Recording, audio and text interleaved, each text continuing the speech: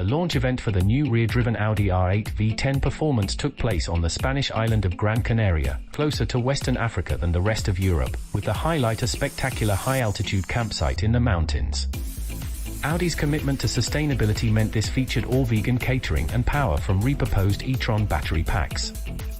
All of which was in stark contrast to the snarling V10 that carried me there. The R8 was never going to die quietly, and although it's too early to pen an obituary, the arrival of the Performance RWD marks a thinning of the range that, special editions aside, will carry it through to retirement. The standard models have been quietly dropped, with the choice now set to be a pair of binary decisions between performance variants, coupe or spider, and all-wheel drive or rear-wheel drive. While the Performance RWD is an obvious model to make, it isn't just an R8 Quattro shorn of half its driven wheels. It gets a new version of the naturally aspirated 5.2-litre V10, one that now makes 562 brake horsepower, 30 brake horsepower more than the outgoing RWD R8 but still 40 brake horsepower shy of the AWD version. The suspension settings are unchanged from the old RWD R8 but different to those of the Performance Quattro. The rear driver gets slightly stiffer springs and more negative camber at the back to help sharpen responses.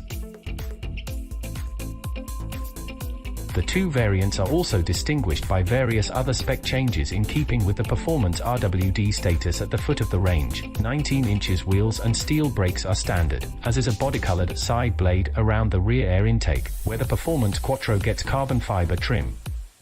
Audi is also offering a Posher Edition trim, which brings the rear driver the carbon fiber furniture, 20 inches wheels and a Bang & Olufsen stereo.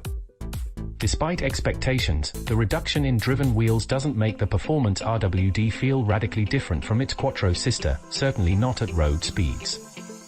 Gran Canaria's sometimes dusty roads produced the occasional sense of gentle traction control intervention, which I probably wouldn't have experienced in the Performance Quattro.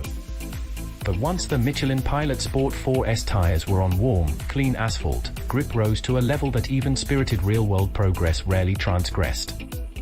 While Audi is predictably keen to portray the R8's mechanical simplicity as proof of a finely honed dynamic purpose, the reality is more due to how quickly the rest of the supercar segment has moved.